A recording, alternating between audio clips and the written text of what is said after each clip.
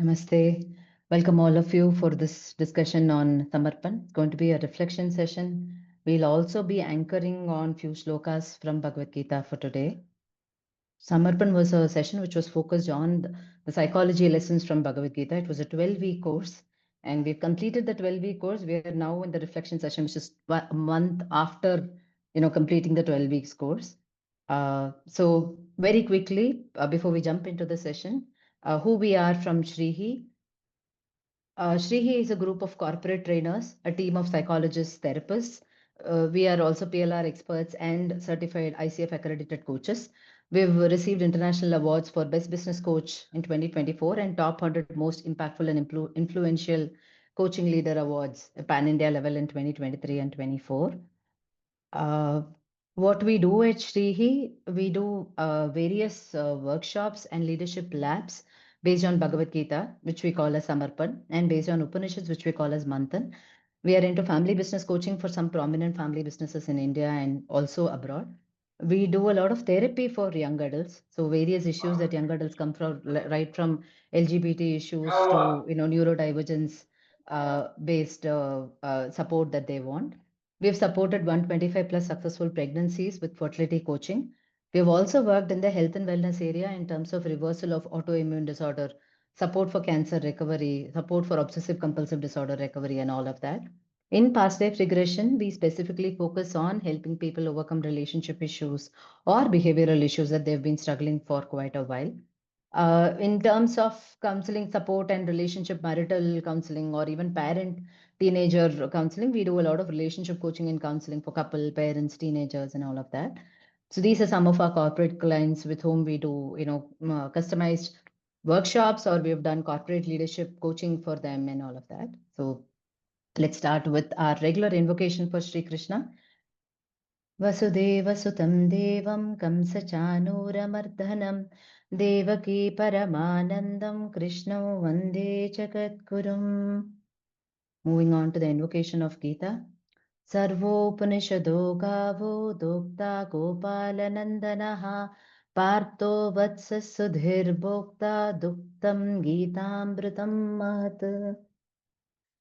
So today's session, the agenda is predominantly on why are we specifically doing this reflection session during Navratri? Is there a connection between Bhagavad Gita and Navratri, the Devi Upasana that we do during Navratri? We're going to touch on it a little.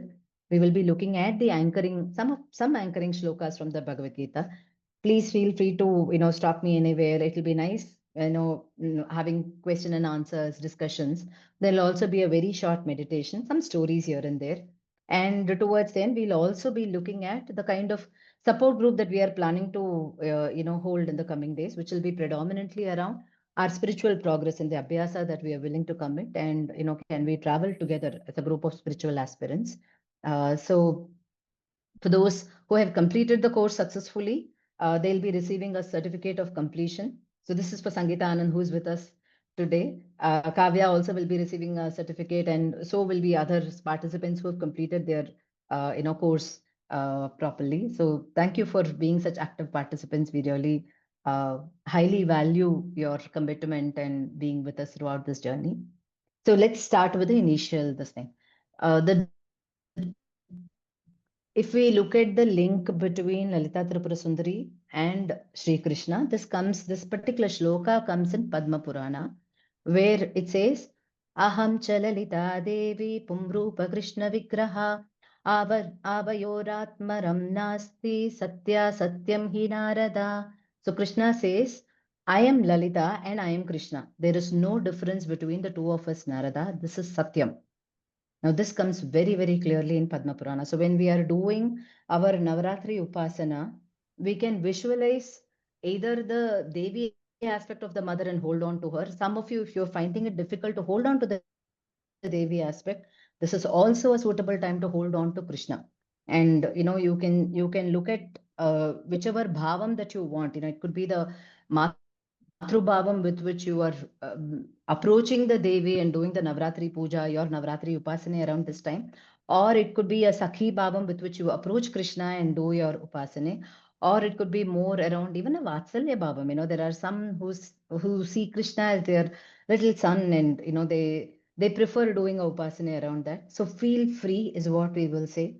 What more references do we have? Is there any other references for us to know that Lalita Devi and Krishna Paramatma, is there a link? Are there any more references? If we look at it in Lalita Sahasranamam, there are very, very clear references telling Vaishnavi, Vishnu Rupini, Goptri, Govinda Rupini, Mukunda, Mukti Nilaya, Moola Vigraha Rupini, Karangulina Kotpanna, Narayana Dashakritihi. These are different namas. These are not in order, but these are different namas which make us understand that she is the Vaishnavi, she is the Govinda Rupini, she is Mukunda, she is Narayana Dashakritihi. So it is very clear for us to know that they are not two different entities per se. It is that same Brahman. The Namarupa Vyavahara may be different. But the same Krishna whom we are referring, it is the same energy who is there as Lalita Tripura Sundari, whom we are worshipping during this time of Navratri. So if you look at it in Bhagavad Gita, the core of Bhagavad Gita goes all around, how do we overcome Raga Dvesha, that's the Dvandva Moha, right? The pulls of opposites. Sitoshna, how do we overcome Raga Dvesha, or Kama Krodha Moha Lobha Mada Mascharya, the well-known six spiritual enemies, right? How do we even overcome that? There again, if you look at it in Lalita Sahasranamam, it really comes very clearly. Niragaraga Matani, Nirmada Madanashini, Nischinta Nirahankara, Nirmoha Mohanashini. So everything that Krishna has actually listed, telling these are the spiritual enemies. Here, Mata is also giving us a path to say, hold on to her and she will help us overcome these six spiritual enemies. So there is a very clear, how do I say, the culture that we are from is so deeply rooted. And if we can see the interconnectedness, it will make us understand the beauty of what we are sitting with, the beauty of, the preciousness amidst which we are sitting with today. And there is a lot more that our scriptures can offer to us, right? So, going to Bhagavad Gita and anchoring on a particular shlokam, this shlokam that everything is Brahman. This is a very well-known shlokam, from Bhagavad Gita, and predominantly chanted around many mutts in India before they eat food. So you will see, monks sitting in one line, and before their plates or their the plantain leaf in which the food is served, everybody will start chanting the shlokam, and only then they will partake the food. The shlokam goes like this: Brahmarpanam Brahmahavihi Brahmagnau Brahmanahutam Brahmaiva tena Gantavyam Brahma Karma Samadhina. So the meaning of the shlokam is, for those who are completely absorbed in the Brahman consciousness. You call it Brahman, we call it God, you call it whichever name. It's that consciousness, right? That one consciousness. We are trying to give a name for something which cannot be named, right? We are sitting in that. We are breathing that consciousness, right? Now, when it comes for food, this, since the shlokam goes specifically to food also, right? It says, for those who are completely absorbed in this God consciousness, the oblation is Brahman. The ladle with which it is offered. So we serve food with the ladle, right? The ladle with which the food is offered, that is also Brahman. The act of offering itself is Brahman. The sacrificial fire, that is the fire which is there in our stomach, which is going to digest the food that we are eating, right? Even that is Brahman, right? And such persons who view everything as God truly attain Him. Now, this is a promise that Krishna is giving us directly. It is about how much we are open to viewing everything in our life as God. Now, this is also a struggle that many of us have in terms of some difficult relationships that we have in life. It is very, for that matter, the inanimate objects that we are blessed with. This is Navratri is also the time where when we do Ayuda Puja, Saraswati Puja, we actually keep right from our laptops, books, to musical instruments, to everything, and offer as puja, right? So it is for us to a reminder for us to know that this is all Brahman. This is all Brahman in different forms. Many of us don't keep our phone in the puja, but actually even that is Brahman, right? What is not Brahman? So going in that line, right? One small story that I would like to tell here is, there's this very interesting story in Vedanta. Many of you would have known this story, the missing 10th man. There are a group of 10 foolish people who think that they are the prime disciples of a guru. they are going together. They had to cross a river and go to the other side. So they all end up crossing the river, and after crossing the river, they want to check that no, they did not lose anyone. The winds were, the river currents were very strong, so they were actually concerned that what if we had lost someone? We need to actually check if all 10 of us are here. So they go around counting one by one, and they count nine around them. They don't count themselves, right? They count, everybody counts nine, and they say, oh my God, one person seems to be missing. And they take turns to say, okay, probably you are doing wrong, you're not good at maths, let me count and see. So all nine people take turns to count and see, and they are so shocked to see that there are only nine people. So they start crying, lamenting for the missing 10th man. Their grief is so immense that they're just crying, telling, we don't know whom we lost. Oh my God, we have lost someone, we have lost someone. And they're crying, crying, crying. And then there's a very wise person, some who's passing by, who gets to see these people, crying and lamenting, and he becomes very curious. So he comes around and asks, what's happening? Why are you all crying? Did you lose someone in the current or whatever? And then they say, yeah, yeah, we came as 10 people, but now we are only nine people, and we don't know, we have lost someone. We don't know how to find that person whom we have lost. And then this person looks and he's able to see that there are 10 people. Okay. So just to make them understand, he says, can you count and show me again? If you are only nine people, one person say, yeah, I'm very good at counting. Let me count. He counts and shows there are only nine people. And then this wise passerby, he says, okay, let me count it for you. But when I'm counting, I'm also going to give one tappad, one hit in your back, so that you know that you've received it. You're one of the people. So he goes on hitting one, two, three, all those 10 people. And at the end, the 10th person also, when he receives the hit, he's like, oh, all 10 of us are here. And they rejoice and they're jumping with joy. They're so happy.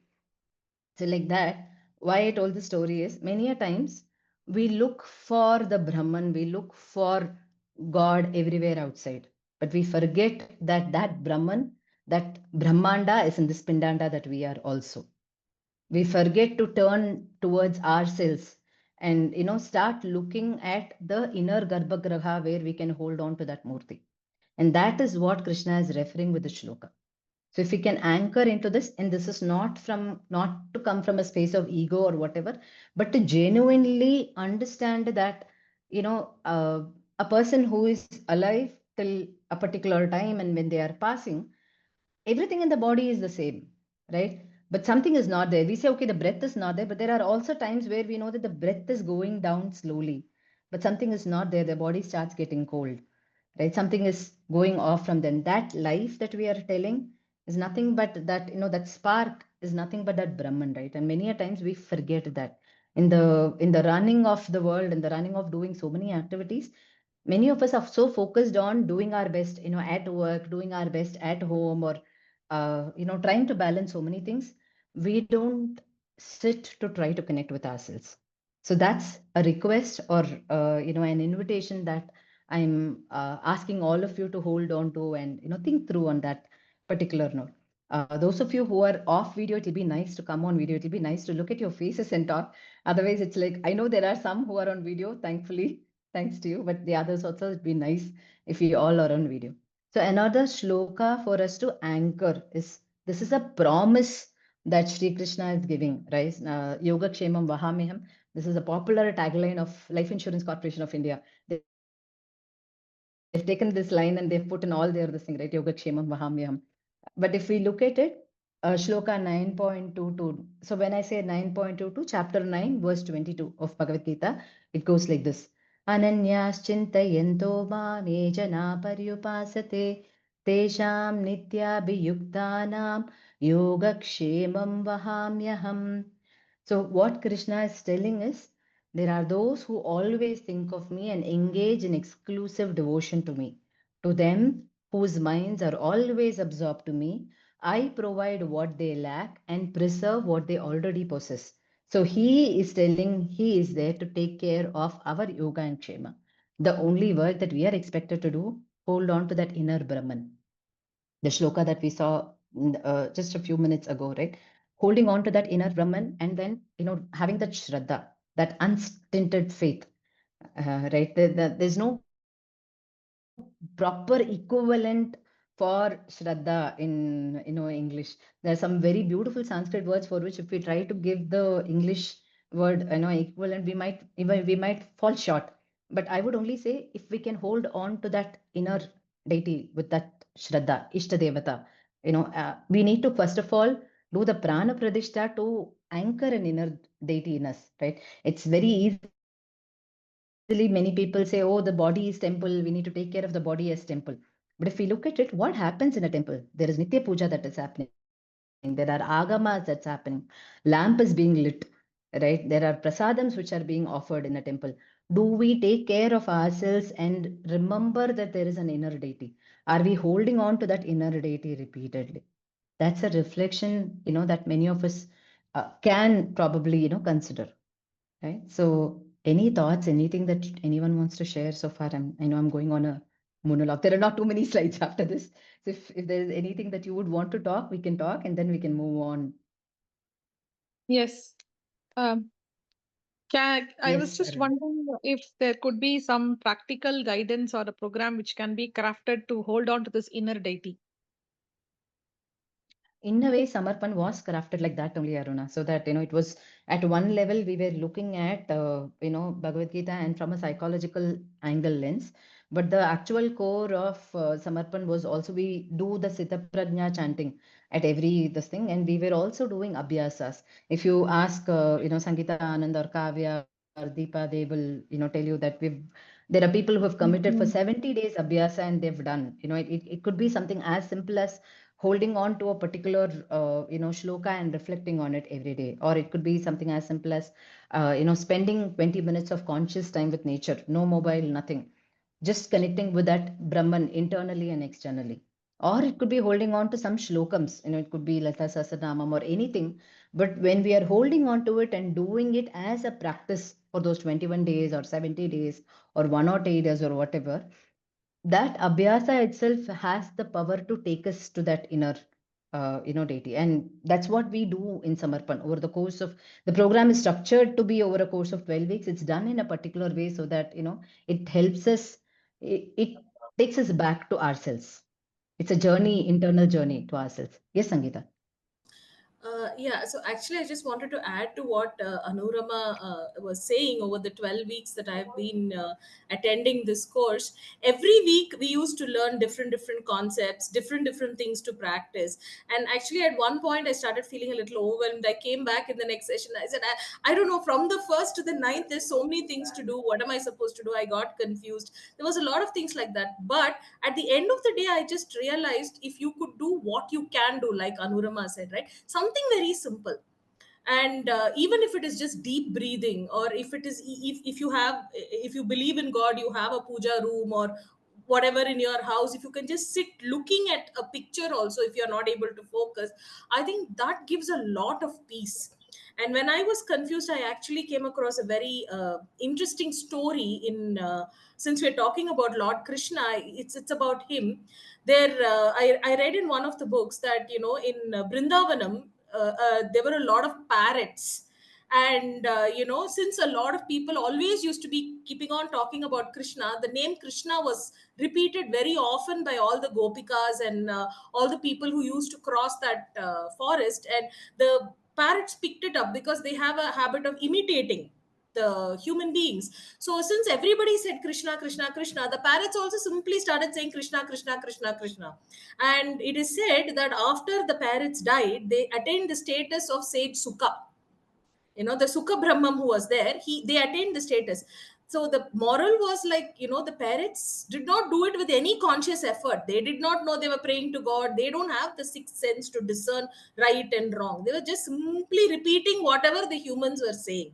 Even when meditation is done without the focus, was just simply like some mindless thing, even then the benefits are good.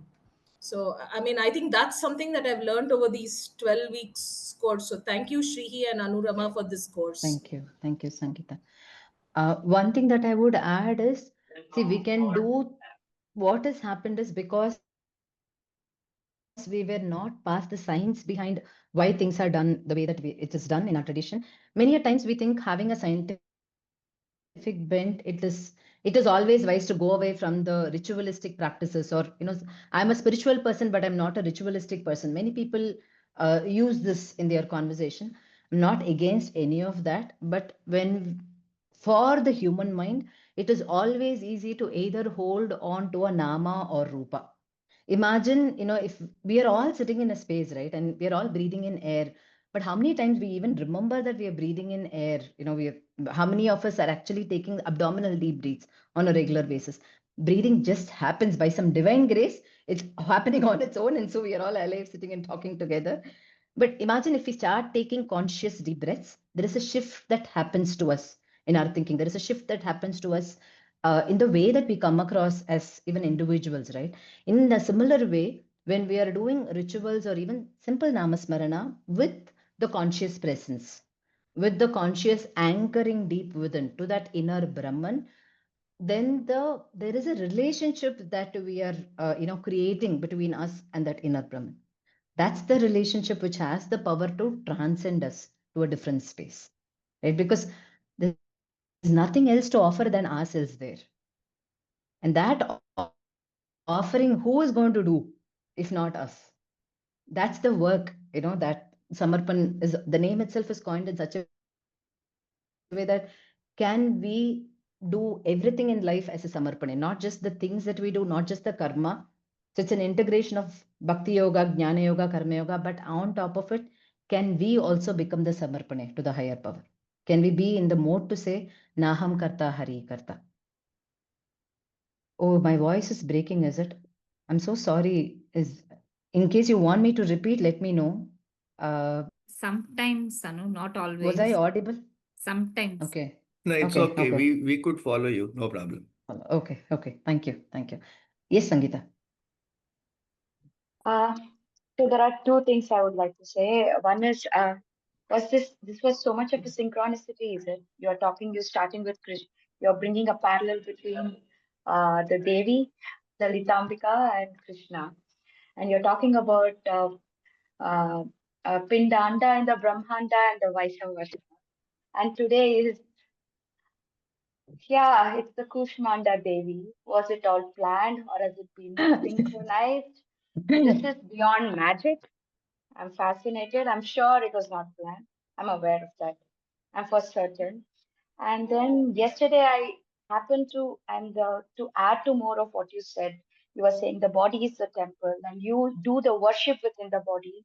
And I read a beautiful story of Chandraganta Devi, how she is being empowered by Lord Shiva when she's feeling that no, she cannot go out and own up her power and she cannot go and battle with the Rakshasa, which is within us, and he says it is within you, the power is within you, you own it up and you get that. So you have the Chandra which can cool you with your mind, and at the same time it can illumine you, and you have the Gante, and she takes the weapon and goes, which is within us.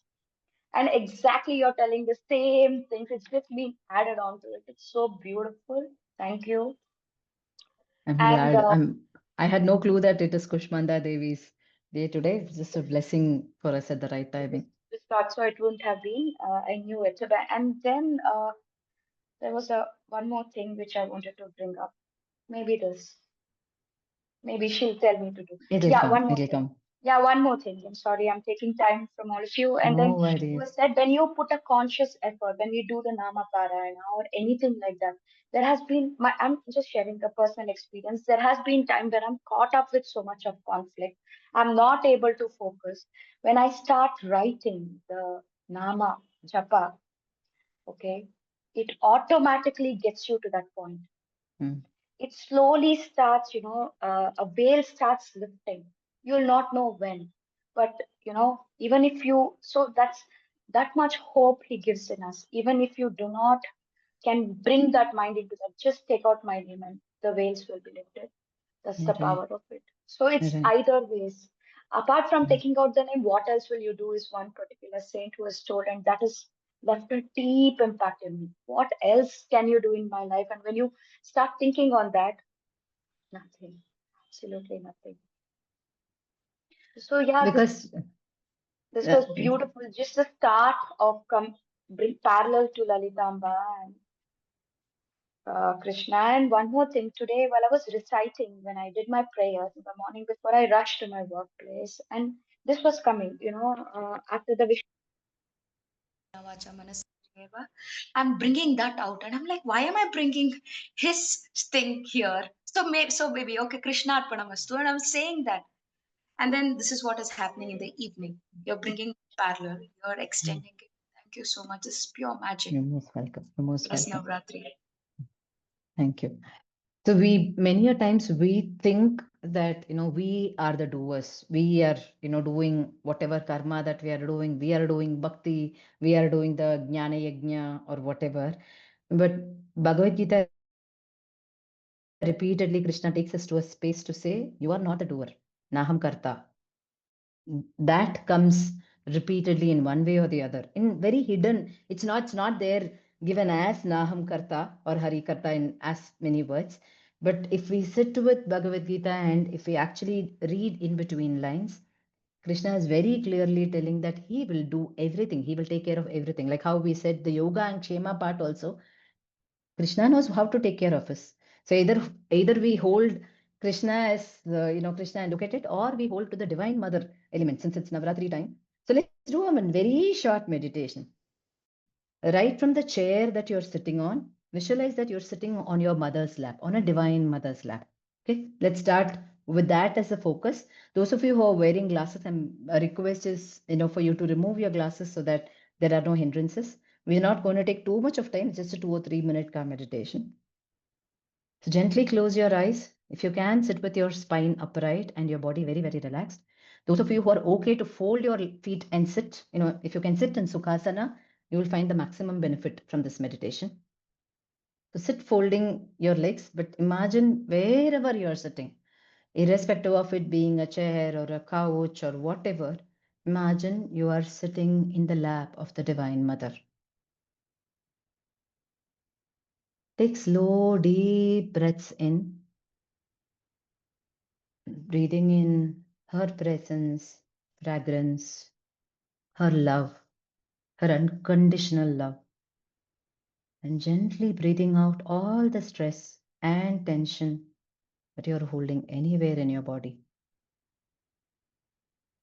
Taking deep breaths, knowing and recognizing that you are protected by that loving mother. You're just a baby. She knows how to take care of you. Breathing out any stress or tension that you may be holding. Again, taking a deep breath in, just feeling her presence. Taking a deep breath out. Gently with your eyes closed, allow yourself to become aware that the very space around you, everything is Brahman, everything is that Shri Mata. The room that you're sitting in, your house, the area that you are in,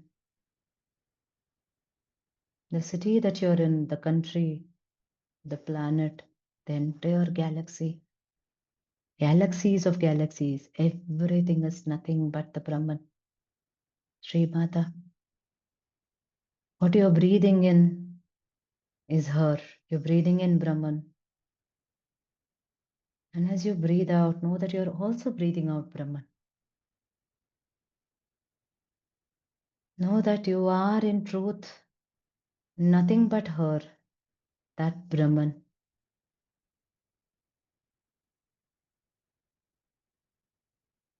Gently remind yourself in your heart, Aham Brahmasmi. Every thought, every emotion, every relationship in your life is Brahman meeting Brahman. The Nama Rupa Vyavahara might be different. It's Brahman and nothing else. Rest here in this knowing awareness, in this experiential presence, just for one full minute, feeling whole, complete, infinite.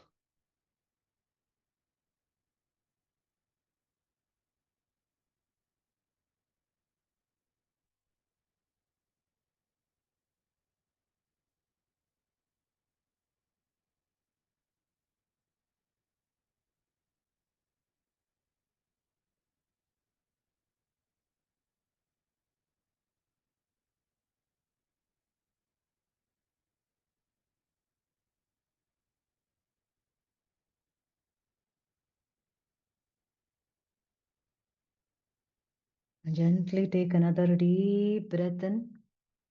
And as you exhale, let go into this vastness of being. Know that you have not been the doer in your life. The Brahman has been doing everything through you.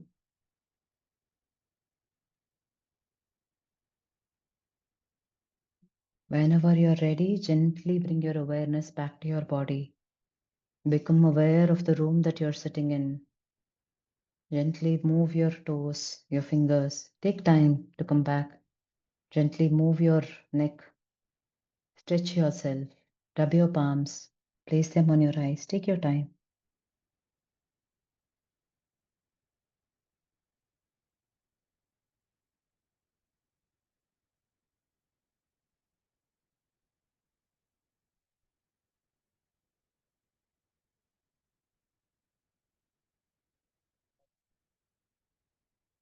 How was the experience? Anyone feels like sharing anything?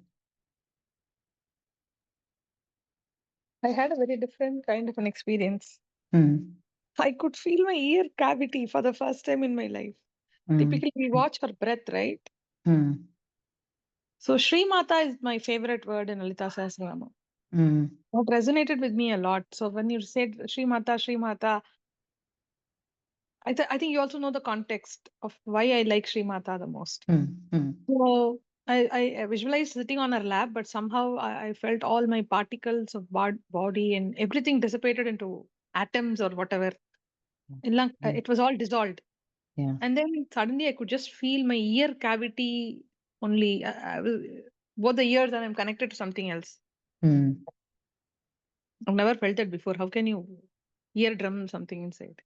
Allow this to continue, Aruna. Whatever you're supposed to get, that sukshma initiation will happen on its own.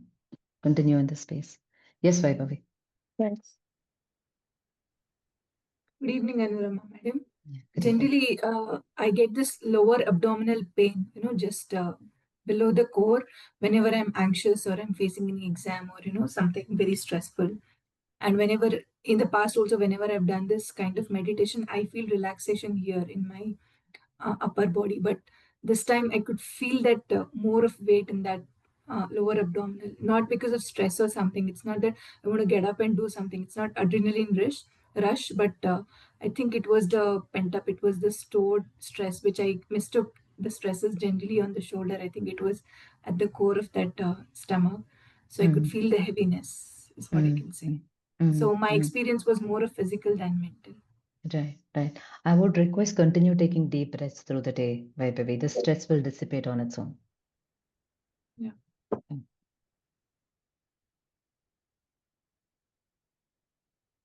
So, any other shares or thoughts? Yeah. Yes, Anita. And the feeling that I got was I was in a, I felt I was in a um, land of stone, like it was all stone and cool and everything. And then suddenly there was this hot tar, it was enveloping me. So, I got that feeling when you said, think of Mata being there and she, like you're in her, sitting in her lap. So I got that feeling that you're, when you get this hot towel over your body. I Mm, got that. mm. That's a lovely blessing. Thank Stay you. blessed. Stay blessed, Anita. Lovely. Yeah. Mansi has shared telling it's with Krishna's grace that the grace is upon us. It's just felt deeply. Very true. Very true. It's like we can only do our bit, in towards moving towards that divine force. It is the divine grace, which showers us with immense love. The kind of love and grace that we start experiencing once the relationship is established is extremely good. Extremely, it's a blessing that we cannot explain it with words. Right? Apologies on being off camera. No, no worries at all, Aruna. No worries at all. So let's go. Part I wanted to share this. From today morning, I had a severe urge to log off early. I didn't know why, what. I just decided I will log in early and I will log off early, and I put random 3:30 time and I said I'm going to log off early. And Okay. now If you connect the dots, this 1 hour of time and share is right now what she shared. Because of what Krishna's blessings we are here. It resonated with me so much. Thank you so much. Glad to hear that. Yeah.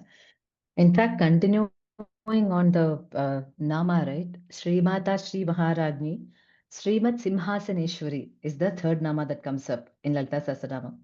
So she is the Simhasaneshwari. When you are sitting in the lap of her, then what do you become?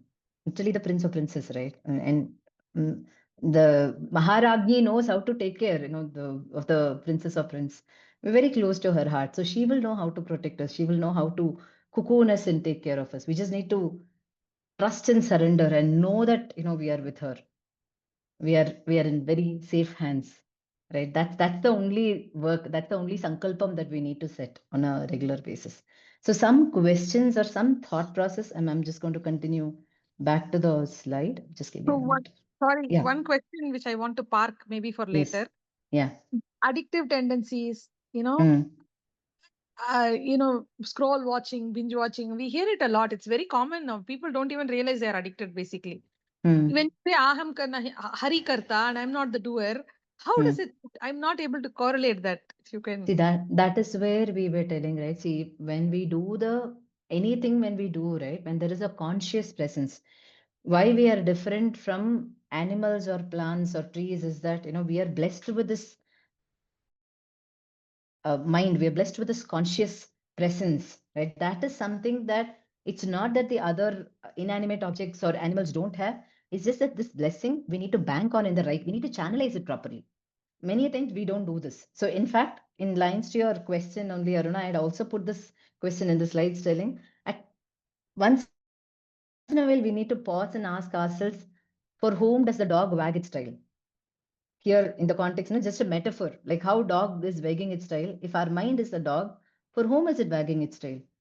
If it's binge watching repeatedly or emotional eating or being angry at someone or repeatedly only thinking about work, is that what we want to do? Can we take control of the mind at least once in a while? We're given this blessing of the conscious presence, right? Can we bank onto it once in a while? As simple as that, right? Thanks for asking that, Aruna. So it's not that when we say Naham Karta, uh, I don't want to say that, okay, that part is not done by Hari or whatever. In fact, that is also done for a reason. But when we know that, okay, mind is repeatedly pulling me towards some karma. See, we end up doing all of this mainly out of either karma or krodha or moha, lobha, mada, matsarya, right? These are the six spiritual enemies. The moment we know, okay, I'm liking to watch this Netflix series, I'm liking to binge watch this repeatedly because it is giving me that, that desire or that satisfaction that, oh, there are good romantic relationships out there or whatever. When we understand that that's what the mind is craving for, just understanding it and knowing it, we need to see how we can take care of ourselves differently and channelize that differently, channelize that energy differently. See, when you're driving a car or a bike, when you know that petrol is leaking on a regular basis, we don't allow the leaking to happen always, right? We take it to service center, we get it fixed. We know it is a danger for the vehicle, it's a danger for our own life. When our energies are leaking like that, it's not a threat to our life. So many people don't take it very seriously. But actually, what is happening when the energy is not getting channelized, if it's just going on for scrolling through Instagram reels repeatedly, YouTube shorts, or binge watching something or the other, it is energy leaking, and it's not being utilized well. And we don't know how long we will have this physical body, this particular awareness, or this lifetime, right? In case of some calamity, something, if we are going to die, say for example the next few days or next few years or whatever, getting another human lifetime itself is a big it's a blessing to get human lifetime. In case if we get that blessing also, it takes so many years of practice going through school, college, work, rigor, whatever, and then understanding, oh, this is having more pressure, and then coming back to the scriptures. So that will take away easily 25, 30 years of our lifetime. When we are already there sitting with so much of blessings and this level of awareness, what else can we do to channelize our energy? So the question that I ask myself is, for whom does the dog is for whom is my mind's dog wagging its tail? And when I'm seeing that, okay, it's unnecessarily wagging for unwanted stuff, I can laugh at it. I can pull it back to what I want.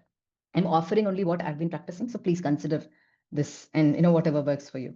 Euclides, a well-known Greek scholar, he actually said, "Eat, drink, be merry. It's very simple to be happy." But what I actually feel is the paradox of it, right? It is very hard to be simple. It's very simple to be happy, but not everybody can get to be simple. And when we are going deeper into spirituality, we see that we will start embracing the simplicity of life. It will not be the brands that will pull us. It will not be about showing off or a luxurious lifestyle or whatever. The sense of Taku, contentment that will come in somewhere. The sense of, I am enough. Wherever I am in my life, it is enough. I'm secured. I'm taken care of. Now, that can get established only when the relationship with the inner divine is established to some extent. And if more of us reach that, imagine the kind of world that we'll end up living in. Currently, most of us are pushed to live in a fear of, what if I need something more? What if tomorrow my children are going abroad for education? What if money will not be enough? What if tomorrow I have some hospital expenses? Something comes up. Out of that fear, we end up acquiring more, wanting more, needing more. But wherever we are in life, the truth is, it is enough where we are. We are enough however we are.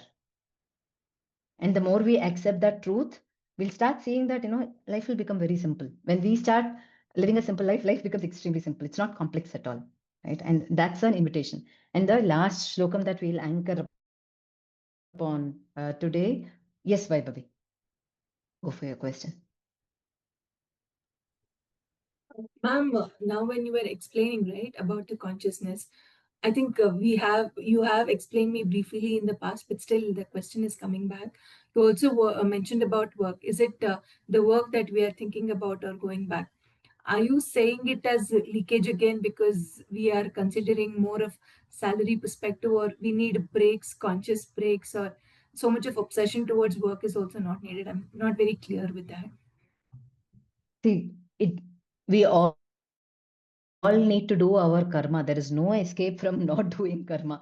Krishna is never telling drop everything, go and sit in forest and just meditate on me. No, karma yoga is the main path for us to move towards moksham, right? But when we are doing, we need to be aware of the four purusharthas in life. Are we doing our karma out of dharma? Dharma, artha, kama, moksha, they say, no? Are we doing it in alignment with dharma? When we are earning the artha, is the artha, the money or the wealth that we are earning, is it earned with the dharma in place? And once the artha is done, earned only through the dharma, kama is my desire well within the scope of my artha. Say if I have money of 20,000 this month, but I'm longing for a 2 crore diamond necklace, then I'm taking unnecessary pressure onto myself and to my husband and to the rest of the family. Right. So the question that we need to think is the karma mind will pull, it will keep asking so many things. Is the karma aligned to the dharma and artha that I have? Once these three are aligned, we will naturally progress towards moksha. So whatever work we are doing, by the way, I would only say at some point of time we need to see, we are taking breaks to eat, we are taking breaks to use a restroom and all. Are we taking breaks to connect with ourselves? Are we taking breaks to connect with the inner divine self? Are we able to sleep with a mode of, I've done my best today, Sarvam Krishna Arpanamastu. Now, if we are able to do that, irrespective of how much ever our energy is leaking, Krishna will know how to contain it. Lalita Amma will know how to bring us back to ourselves. And that's the request, that's the plea that I'm asking. Right? And as I told the last shloka, this is the, yes, Aruna. Can I intercede? Because that question Yes, resonates with me so much. What yes. she asked, right? When I was also in that dilemma whether I should work or not work, because somewhere I felt that I'm slipping away from my spiritual responsibilities and duties if I go for work because it was very harder. The day was shorter. But then now I realize for the kind of energy levels that I have and the temperament that I hold by nature, I need people surrounding me, and I need that energetic goals to be in place for me to go on to the life. So it's not for the artha or the salary part I'm working, but for satisfying those things that I'm working, which is also the way I'm made. God has made me like this. So, okay, you have made me like this. I accept it, and I'm going to use it in the best possible means. And whenever I find time, and wherever I carve out some time for chanting, because that's also one of the important parts. Now I don't fight within myself. I don't know whether I'm explaining it to her properly or not, but somewhere there is a justification that lies when you're always in a conflict. You need to figure out who you are and what aligns you, how you are made. Right. And what I'm hearing is also that, this is what is taking you towards your core of peace. And is that correct? Yeah. Because there is some purpose. I may not be a larger purpose like serving the society or something. Exactly. But at least I'm not whiling away time. I don't like to waste time. I'm Exactly. utilizing it in a way because of which I'm getting some money that is going to serve not me. Actually, I'm spending it on lot of not only my family but also on lot of philanthropy work. Right? I'm able to donate so beautifully. Oh my God, this is good. This is also a seva in a different form. Exactly. Right. Exactly. Right. See, in my humble opinion, I would say if we are conscious about what we are doing and doing it from a space of peace like that, then mind is in our control. We know how to channelize our energies. We know why we are doing what we are doing. When we are not aware, when we are not conscious of any of this, mind is in complete pieces. It pulls us in different directions. Right? That's the only thing that we need. See, the gift of awareness is something that, out of so many people that we send invitation, only some of us are sitting together and getting into this discussion, right? So this gift of awareness is very precious. And when it's there, how much are we willing to bank on? How much are we willing to anchor ourselves deeply into it? Right? That's a choice that we all have. We all can choose to eat what we want. We all can choose to order what we want in Swiggy. There's a lot of choices that we are given with, right? Are we also choosing how to spend our conscious time and energy? At least once in a while, are we connecting to that inner divinity? Are we, resting ourselves, knowing that we are in safe hands, with the cosmic mother, with the divine entity, and there's nothing that we need to worry about. Right? Then we will end up living fearlessly. And that is the core of moksham. So when Janaka actually attains his moksham, his guru Yajnavalkya is blessing him, telling Abhayam vai prapnoti Janaka. He says, now you've reached the space of Abhaya. He's not telling now you've become enlightened. He's actually telling you've reached the space of Abhayam. Now that Abhayam is something that, many gods, if we see, they either have Abhaya Mudra or Varada Mudra. They will either say, okay, I'm granting your boons, or they'll say, I am there to take care of you. Why do you worry? Right? Now, like that, if we can hold on to that inner anchoring to say, you are there, Samarpan, I'm coming to you. I'm here to repeatedly do the Samarpane. Enough. Things will get resolved for us on its own. Right? So the last few bits, and then, we will pause for the day. The last shlokam, as I was telling earlier, right? Yatra Yogeshwara Krishno, Yatra Partho Dhanurdaraha, Tatra Shrir Vijayo Bhutir Dhruva Nitir Matir Mama. So wherever there is Krishna, the Lord of all yoga, wherever there is Arjuna, the supreme marcher, there will also certainly be unending opulence, victory, prosperity, and righteousness. Of this, I am certain. This is how the meaning goes. Now, the current challenge in this world is we all there's a lot of spiritual shopping that is happening also, right? We all keep searching for our gurus in one way or the other, but the work that we need to do is to become Arjuna. When we excel in becoming Arjuna, in holding on to that inner how do I say, the your ishta internally, and when you are becoming Arjuna in your own way, naturally Krishna will be there to give the Gita Upadesha. In one way or the other, the gurus will come searching for us. They don't have a choice but to come to, bless us with opulence, victory, prosperity, righteousness. And so we don't need to go anywhere searching for anyone. That's also a request I have. And why I have put Mama Dharma as a title here, I was thinking in a very funny way. Bhagavad Gita starts off with, the very first this thing, Dhritarashtra Uvacha, Dharmakshetre Kurukshetre, Samaveta Yuyujyavaha, Bhamaka Pandavasaiva, Kimakurvata Sanjaya. First word is Dharmakshetre, Dharma. The last word, Krishna, ends with Mama. So Bhagavad Gita is Mama Dharma, Krishna's Dharma. And whatever he's preaching as his Dharma, if we are holding on to that, that is enough to make us get aligned to the Purusharthas. We don't need anything more than Bhagavad Gita. It's like, uh, how do I say, the one and the final scripture which can show us the path, irrespective of where we are in life's journey. Right. So, yeah, there's one cute story that I wanted to tell here.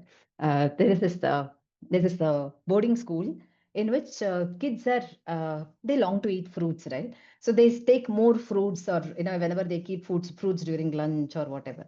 So the warden is finding it very difficult that they're not able to control the kids from. They're not able to tell the kids, hey, don't take too many fruits or whatever. We bought only so much, and it needs to go for everyone or whatever. So one day the warden comes with a great idea, and this is happening at the time before CCTVs and a very old era, right? So the warden is coming up with an idea to say during lunchtime, where apples are kept. There were 30 children, 30 apples are kept, and the warden has written, take only one, God is watching over. Okay, and then they were also down the line chocolate cookies which were kept, and this thing. So one kid who comes to take this thing takes an apple, and then next to the chocolate cookies, he leaves one small slate, with this thing written, take as many cookies you want. God is busy watching over apples.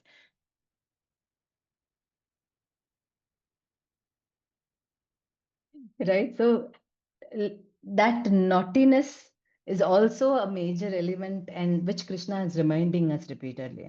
Have that humor in life, have that naughtiness in life. Spirituality need not be serious.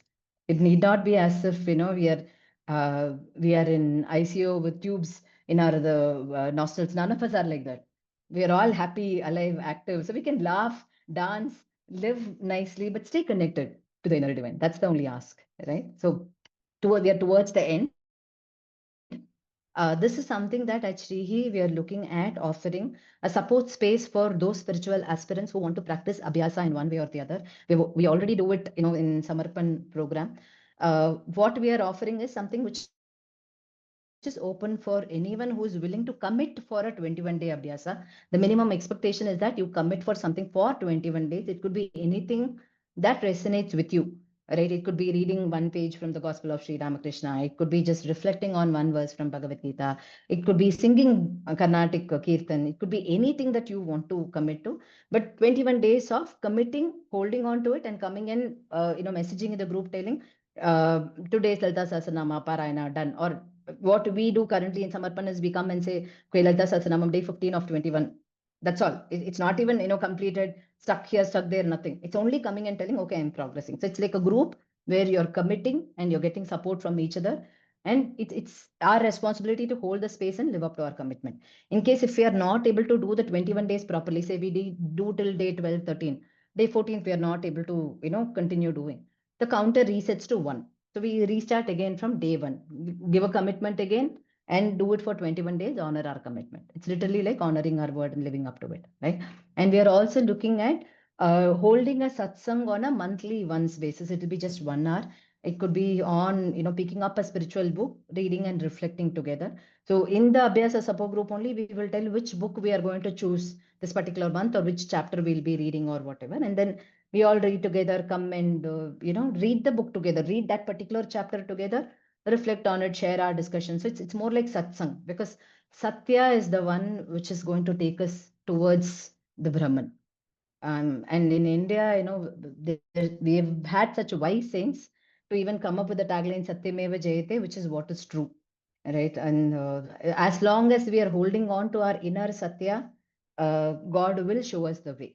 Right. With this, if you have any questions from today's session or any takeaways that you had, any feedback that you would want to share, this is the space. After this, we will be doing the Siddha Prajna chanting together. I'll be playing the audio. It will take some 4 or 5 minutes to complete the chanting, and then we will end the session. We are in the fag end of the session. So any questions, any takeaways, any feedbacks, please? Only, Anurama, this, sorry, somebody was talking. yeah, I was asking for a timing that will suit people who are working, Anurama. Weekday, in between the day, it becomes challenging. This Abhyasa, I want to sign up. You That's all. suggest, Abhyasa is something where you don't need to look at your timing. It's only the monthly reading where the common timing has to be worked out. Abhyasa is something that we're all doing it in our own space and time. We're just Okay. committing to the group and coming and sharing that today I have done my Abhyasa. That's all. Right. So Okay. you can let Anything us know on what would be a comfortable day and time for you. We can plan and do the session based on that, Aruna. so what would Hmm. work is like the Sandhya time, like morning 6 a.m. or evening 6 p.m. Hmm. That typically we can make ourselves free because it's either the start of the day, end of the day. People We can will commit. we will take this offline. We will have Yeah. discussions with people who are working and we'll come up with a final time for sure, Aruna. Thanks for the suggestion. Yes, Brinda. Hi, Anorama, good evening. Good evening. Sorry, my camera is off because I'm having a cold and it will be too much of a distraction to see me sneezing. What I wanted to ask is this project of doing a chanting or a reading every day. So, is that an offshoot of the Bhagavad Gita course or is it just about anything? It could be anything. It is not, So, see, if it is I not wanted to meant. commit to a particular aspect, like writing a nama japa or doing a nama japa. So Huh. will I That is also your qualify Abhyasa. for that group? Yes, for Okay, sure, for okay. sure. So I don't And have to have done this course with you and to join that, right? not necessary. Okay, So you can even welcome your okay, friends, relatives who might be interested, who's looking for a safe space. Because in today's world, we either have groups where there is a lot of jnana related debates which keep happening. We don't have the space to just hold the satya and to honor each other's journey, and everybody is in different phases of our journey, right? What works for one need not work for another, so there is no one size fit all when it comes for spirituality, and that's what we want to offer as a space from Shreehi to say, okay. so we, even in the previous Bhagavad Gita group, when we have done this in Samarpan, the last this thing, there have been people, Kavya actually committed to singing Carnatic songs every day. And for 21 days, she was singing her favorite, it could be a different song or whatever. She was doing that. I had committed to, chanting Lalita Sahasranama. Deepa had committed to, holding on to a particular verse in Bhagavad Gita and reflecting on it. So, and once we are comfortable with that 21 days, we choose to see if we can extend it to 70 days or 108 days, or can we reset the counter, come up with a different abhyasa. So there is no stop to this. We can Okay. we So can it's like continue an however accountability long we partner want. that you're offering. All, Exactly. all right. Right? Thank you, Anand. Yeah. Thank you. Thank you I for just asking this. want to add, in fact, I had taking 3 deep breaths. Even that was difficult some days. So yeah, we can even start with that, I would say. Yeah. It need not necessarily be something related to Nama Parayana or writing Nama. It need not be anything. Thank you for bringing that up, Deepa. In fact, I think it was Kavya again who said, she will take on to nature walk, 15 minutes of nature walk every day. And for her, that was a meaningful abhyasa at that point of time. So your way of connecting to that Brahmanda is what is important. And recognizing that it's the same Brahman out there, which is inside also. That's all. That's the only ask and requirement, right? So those of you who have time, please stay with us for the Sita Prajna chanting. It will take only 3.5 minutes, not more than that. Let me know if you're hearing the sound, okay? Yes, you can hear. Arjun उवाच स्थितप्रज्ञस्य का भाषा समाधिस्तस्य केशव स्थितधि किं प्रभाषेत किमासीत व्रजेत किम् श्रीभगवानुवाच प्रजहाति यदा कामा सर्वान् पार्थमनोगतान् आत्मन्येवात्मना तुष्टः स्थितप्रज्ञस्तदोच्यते दुःखेष्वनुद्विग्नमनाः सुखेषु विगतस्पृहः वीतरागभयक्रोधः स्थितधीर्मुनिरुच्यते यः सर्वत्रानभिस्नेहः तत्तत्प्राप्य शुभाशुभम् नाभिनन्दति न द्वेष्टि तस्य प्रज्ञा प्रतिष्ठिता यदा संहरते चायम् कूर्मोऽङ्गानीव सर्वशः इन्द्रियाणीन्द्रियार्थेभ्यः तस्य प्रज्ञा प्रतिष्ठिता विषया विनिवर्तन्ते निराहारस्य देहिनः रसवर्ज्यं रसोऽप्यस्य परं दृष्ट्वा निवर्तते यततो ह्यपि कौन्तेय पुरुषस्य विपश्चितः इन्द्रियाणि प्रमाथीनि हरन्ति प्रसभं मनः तानि सर्वाणि संयम्य युक्त आसीत मत्परः वशे हि यस्येन्द्रियाणि तस्य प्रज्ञा प्रतिष्ठिता ध्यायतो विषयान् पुंसः सङ्गस्तेषूपजायते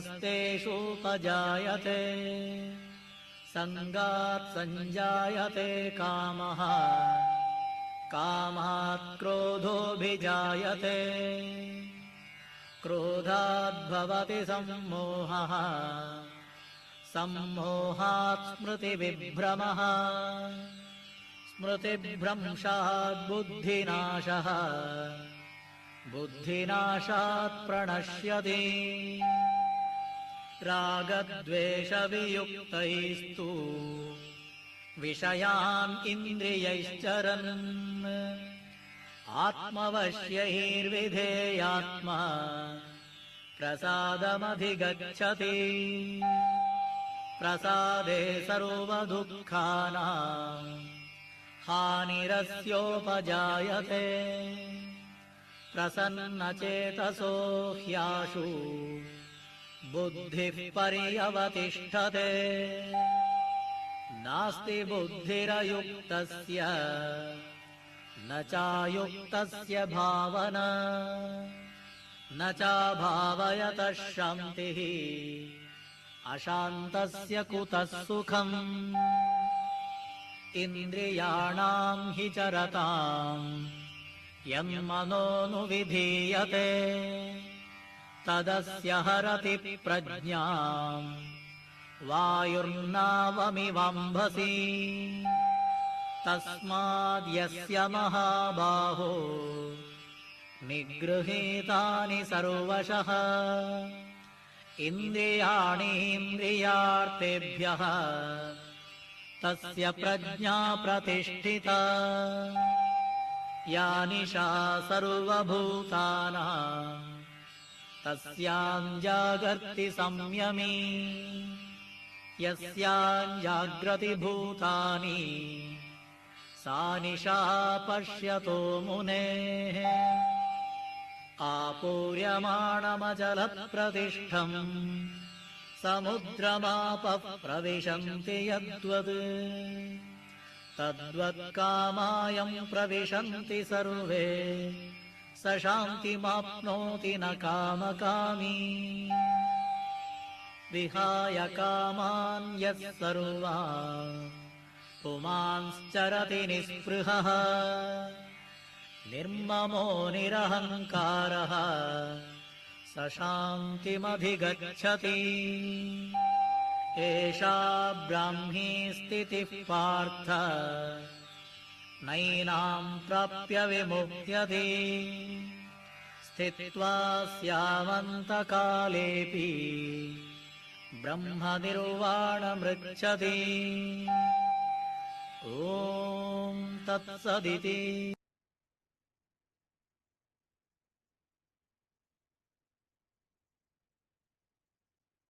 Thank you all for joining in today. Let's end this with Sarvam Shri Krishna Arpanamastu. Hari Om. That's it. So the number from which you got the Zoom link, you can, message us back in that same number to Let us know if you would like to be a part of the Abhyasa group. That's one thing. The Abhyasa group, we will start the WhatsApp group and we will be sharing the link with you soon. But officially, we will start committing for our 21-day practices, and we will kickstart it from the day of Vijayadashmi. So we'll keep you posted more details on that. You can feel free, as I told, to invite your friends, family, or like-minded people who might also be benefited by this space. Right? Thank you all for joining in today. Really appreciate that. Thank you.